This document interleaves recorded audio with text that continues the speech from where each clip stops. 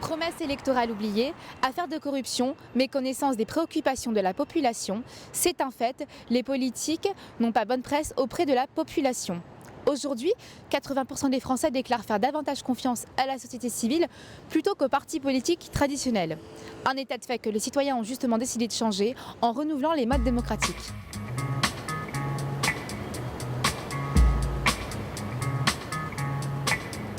Je ne crois pas du tout à l'impact des hommes politiques.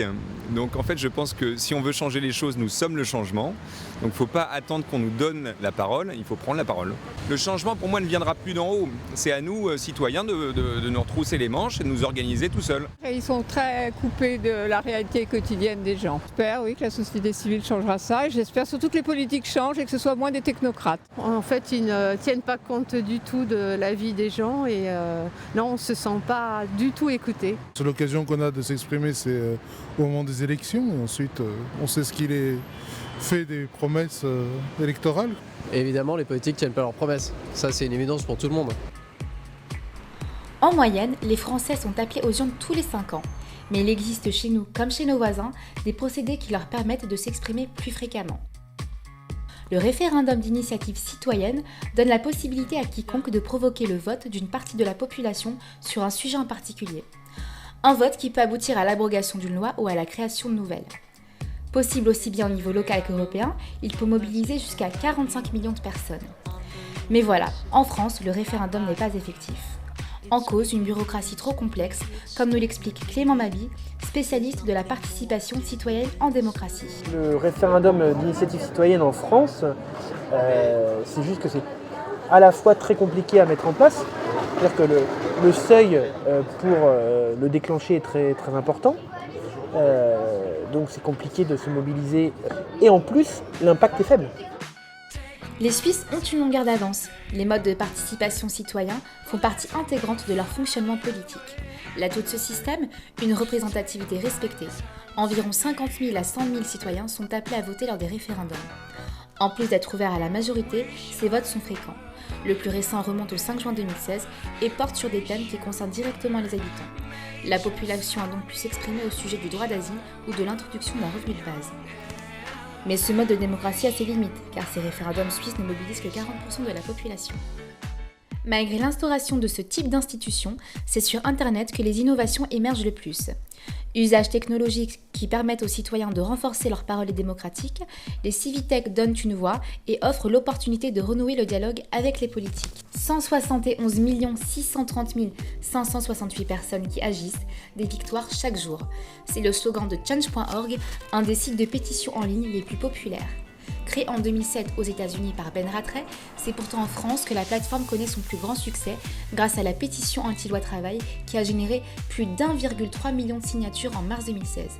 Un engouement qui comble un besoin d'action, selon Benjamin Desgachons, directeur de Change.org en France. Je pense qu'on est face à un vrai phénomène. Ces pétitions en ligne, si on regarde Change.org en France, c'est déjà 8 millions d'utilisateurs actifs qui reviennent régulièrement sur cette plateforme pour signer et lancer des pétitions.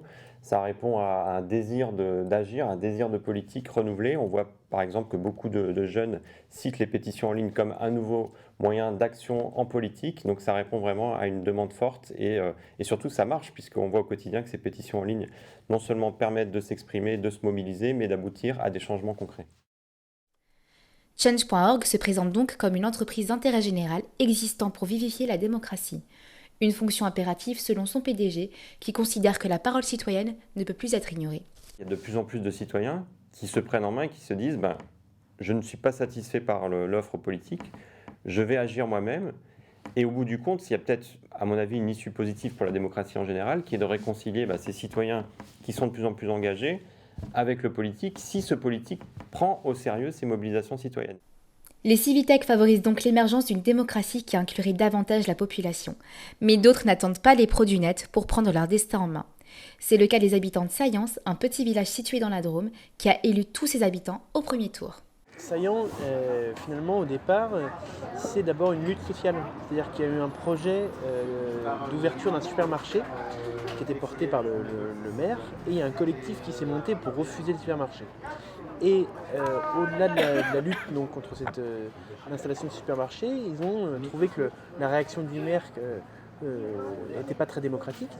Ils refusaient finalement de les écouter, de discuter avec eux.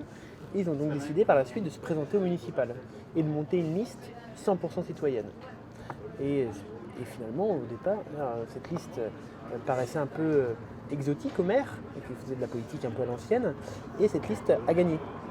Et donc, c'est une liste 100% citoyenne qui a été élue aux dernières municipales à Saillant. Saillant a mis en place un système de démocratie directe, basé sur de la rencontre, de la convivialité, de l'action directe et de l'implication en groupe, qui correspond assez bien à la démocratie locale, c'est-à-dire à l'échelle d'un village de 1300 habitants. Si on veut changer d'échelle, monter en généralité, il va falloir inventer d'autres formes de participation. Inventer de nouvelles formes de participation, c'est peut-être ça la clé d'une politique plus juste. En tout cas, nombreux sont ceux qui tentent toujours d'atteindre cette belle utopie.